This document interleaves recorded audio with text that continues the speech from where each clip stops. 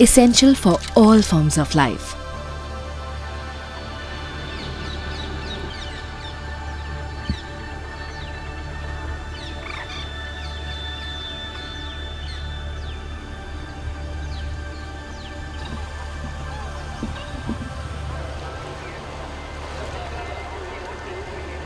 This life-giving element exists in various forms, including glaciers, oceans, streams, rivers, and lakes, covering more than 2/3 of the Earth's surface.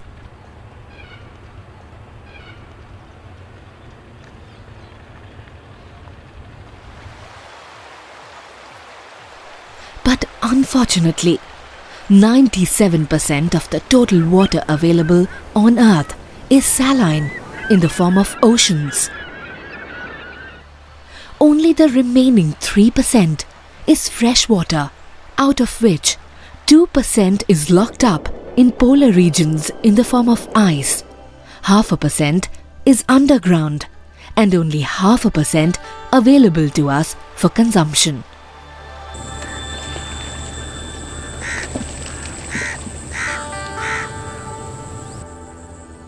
Of this are some low-lying water bodies and catchment areas, integral to a healthy environment.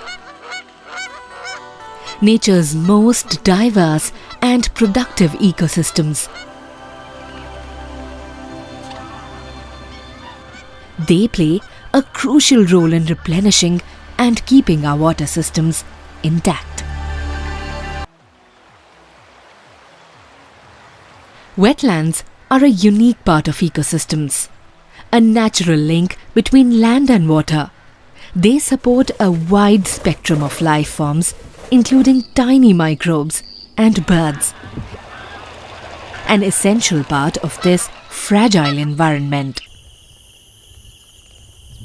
According to Ramsar Convention, wetlands are any water bodies which are natural or artificial with static or flowing water, fresh, brackish or salt, having depth of not more than 6 meters during the low tide.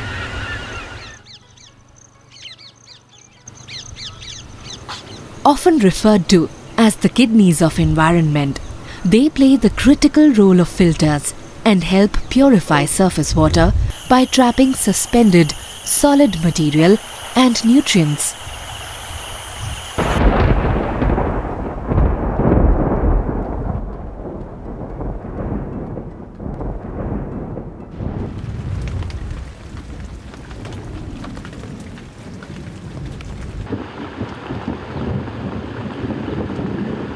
Wetlands act as a storehouse of water by absorbing excess water during monsoons and release it in our wells, rivers and groundwater aquifers during the dry season, ensuring a constant supply of water. This natural cycle helps maintain the underground water table throughout the year. Apart from being a vital source of water, wetlands also play an important ecological role as carbon sinks.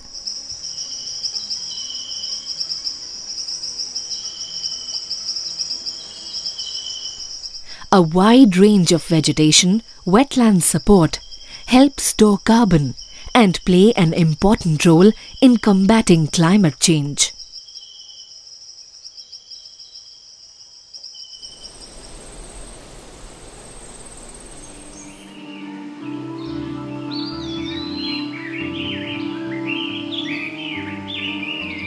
India, with its vast geographical terrain and climatic conditions, is blessed with a rich diversity of inland and coastal wetlands. We cannot neglect the existence and value of wetlands on Earth. Ramsar Convention is the only global environmental treaty which makes people aware of wetlands and makes efforts to try and preserve them. 25 sites have been recognized by the Ramsar Convention in India.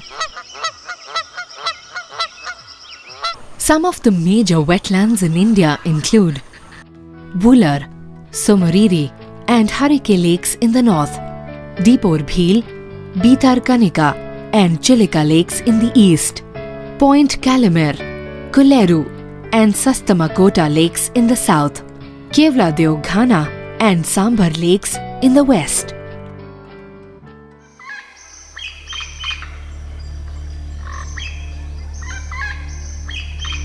Unfortunately, many of these wetlands are rapidly disappearing.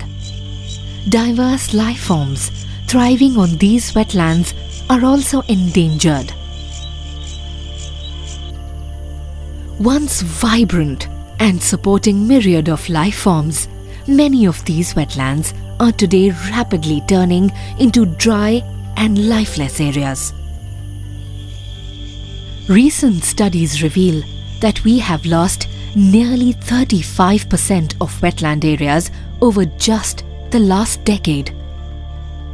There is no recognition of the fact that such an enormous wealth has been lost. Okay? Most people see these wetlands as just holes in the ground. See a lake in a city and say, well, it is better to use it for real estate and for housing than to bother about a tank in the city. They don't see the value of it. And so your question is a very important question, but really that's the big issue that India has to start studying and start understanding. If we have lost, and we have lost, a huge number of wetlands, we also know that water scarcity in our cities is growing. We also know that the cost of delivery of water in our cities is growing. We know today that agriculture, the biggest stumbling block for agriculture is low productivity because of the lack of irrigation. So we know that water today is a very major obstacle in the growth of India. We know today that water, in fact, is what is impeding economic growth. But we haven't been able to put a value on it and been able to put a value particularly on the water bodies. And I think that is really, to my mind, the biggest tragedy. Wetlands have been drained, filled and transformed due to various anthropogenic activities like reclamation of wetlands for agriculture.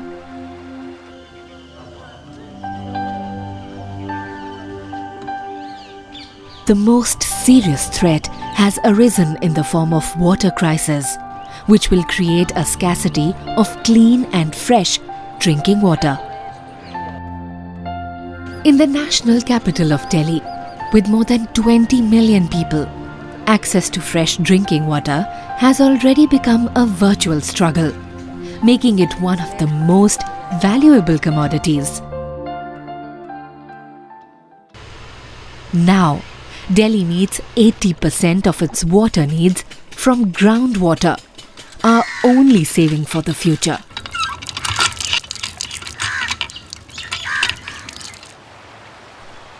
Domestic and industrial sectors are putting huge pressure on Yamuna wetlands. Most of the city's domestic and industrial waste is dumped in these wetlands. Industrial pollution with the release of effluents is posing a serious threat to these water bodies and the environment. Untreated sewage and fertilizers used in agriculture reach water bodies and encourage algal blooms. These blooms relentlessly absorb the dissolved oxygen in water that suffocates aquatic flora and fauna to death, and eventually the water body itself. Filling up of these wetlands for the construction of roads, flyways, temples and residential complexes is another huge threat these fragile ecosystems are facing.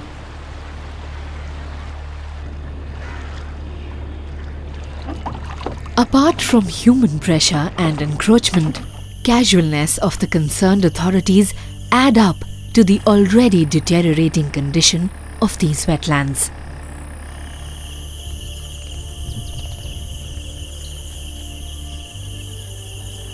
The same scenario can be seen in other parts of northern India, with different factors affecting the health of wetlands.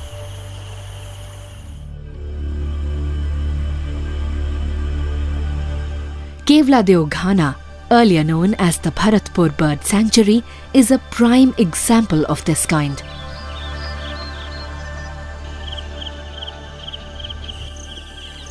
With almost 350 species of birds recorded, Kevladev National Park is the only wetland in India recognized by two international conventions, the Ramsar Convention and the UNESCO World Heritage Convention.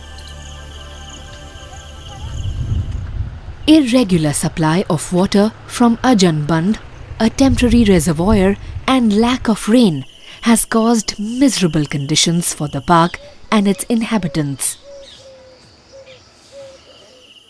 The park receives water only after the local human needs are met.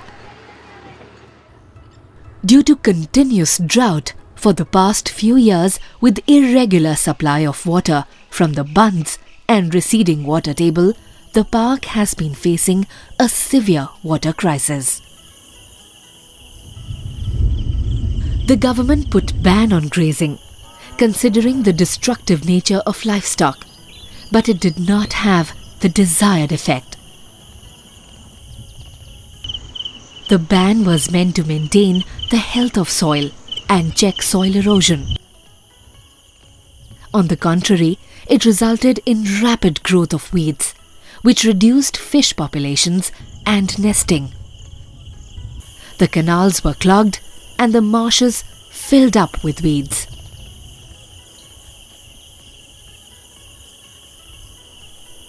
These weeds are highly invasive and rapidly took over the sanctuary. The wild ungulates in the park do not eat these weeds.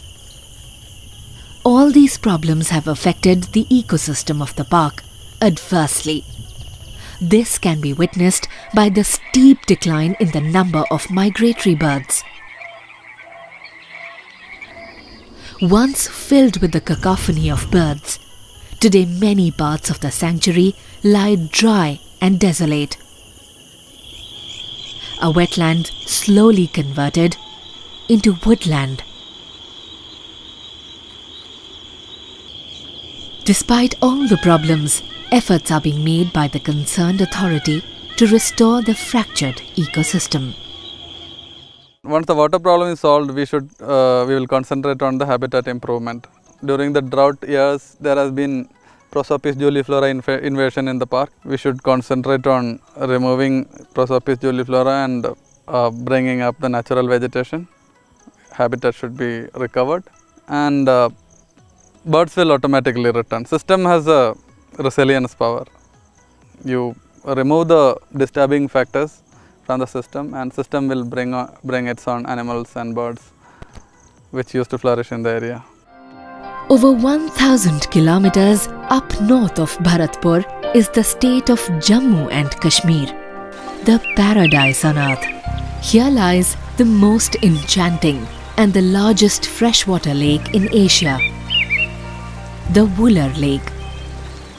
But this magnificent lake too is struggling for survival.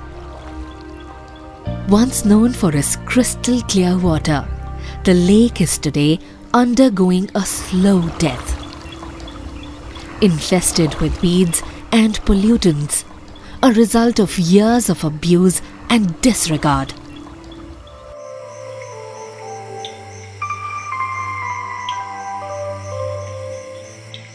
Originally spread over an area of 273 square kilometers, the lake is today squeezed to mere 70 square kilometers of greens patch. This is mainly due to the conversion of the lake's area for agriculture and plantation. Massive encroachment, siltation, and interventions to improve the drainage of water in the upstream region for flood mitigation has drastically reduced the lake's ability to regulate water flow.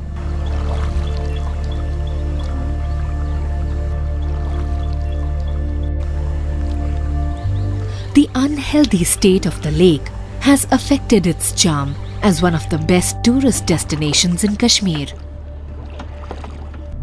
Special winter visitors often avoid visiting it even during the seasonal migration.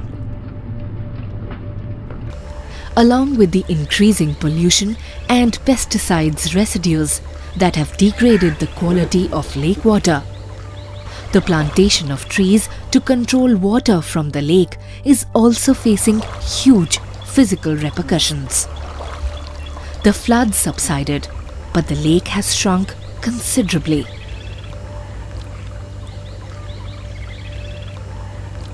Fishery, being the major source of livelihood, has also got affected very badly. And people have been deprived of their main source of livelihood. It has not only led people to poverty, but has also reduced the quality of life around the lake and its catchments. It requires huge efforts on the part of state and central governments to maintain its biodiversity as recognized by the Ramsar Convention.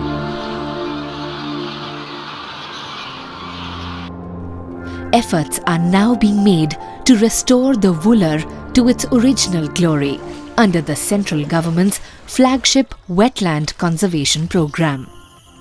The restoration process will be at a huge ecological price.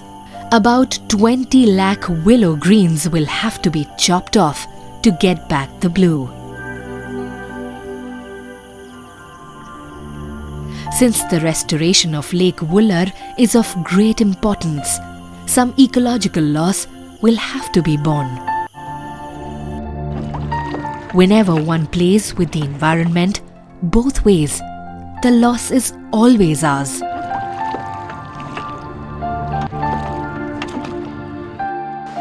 The Wooler Restoration Project can prove to be a major step for preserving large ecosystems.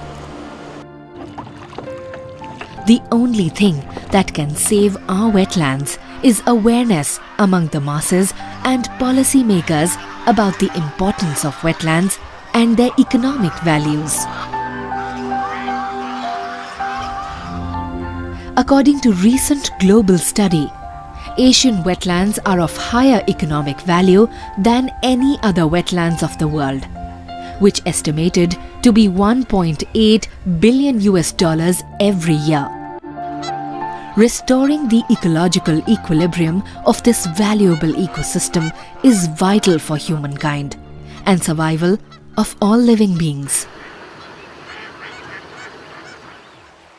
Conservation and protection involves not only buffering wetlands from direct human pressures, but also requires the maintenance of all other important natural processes which are directly linked in maintaining this ecosystem. Controlling soil erosion, reducing pressure on wetland resources, and changing the attitude of people in using wetlands as community sinks are integral aspects of wetland conservation. Along with making people aware of the need for conservation of wetlands, the livelihood concerns also need to be addressed. Preservation and conservation of natural resources and economic development need to be allowed to go hand in hand. It will not only benefit local communities, but also provide a platform from where issues of environmental degradation can be addressed smoothly. Is it possible to successfully integrate and balance development and conservation planning? I think there are many issues in this. I don't think it's so simple as saying development versus environment.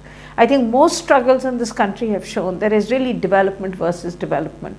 And that at the end of the day, you can build your airport, but if there is no water, then even all the jobs that the airport provides will not be worth it.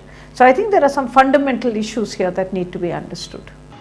Human beings themselves have caused immense damage to the environment and ecosystem due to the lure of economic benefits. So it is us who must own the responsibility to undo the damage.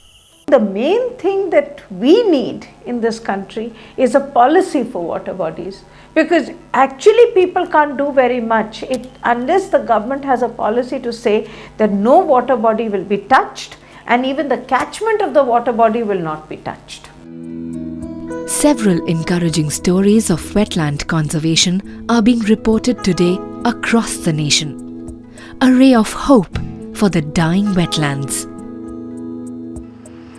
Neela Haus Lake, one of the largest stretches of open water lake in the Vasant Kunj area of national capital Delhi, is one such example.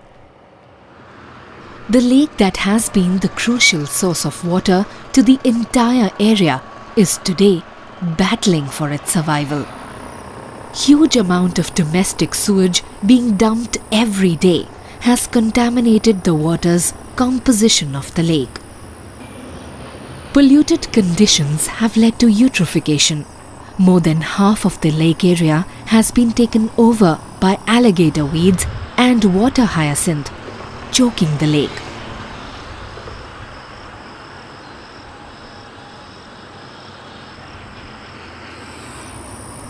Apart from this, filling up of lake prior to the construction of 6 lanes bridge over the lake is threatening the existence of this ancient water body. Dumping of debris and construction materials has further aggravated the problem. Ignorance and indifferent attitude of the concerned authorities on the dying lake has forced local residents to form citizens group for the protection of Neela Haus. The aim is to restore its dying existence and bring it back to original form and life. We were all worried about the destruction of Neela Haus due to the construction of the flyover for the Commonwealth Games. So we came together to try and restore the Haus after the flyover is constructed. We have been, basically we did 2 things. It was a combination of citizens action and legal action.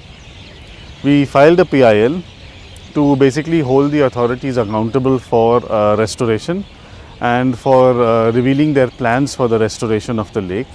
And we also wrote to the various government offices like the Chief Minister's office, the PWD, the DDA, the LG, all these people.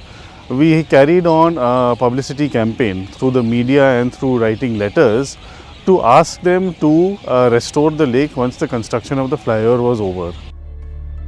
Today, as it stands as an example of our indifference and ignorance to our natural source of water, at the same time, it presents an opportunity and inspiration for like-minded people to get together and contribute towards bringing it back to life. Humanity owes responsibility to the environment, which has long sustained us and can continue to do so only if we do not destroy it. With nearly 50% of India's wetland cover already lost over the last century, the time to act is now.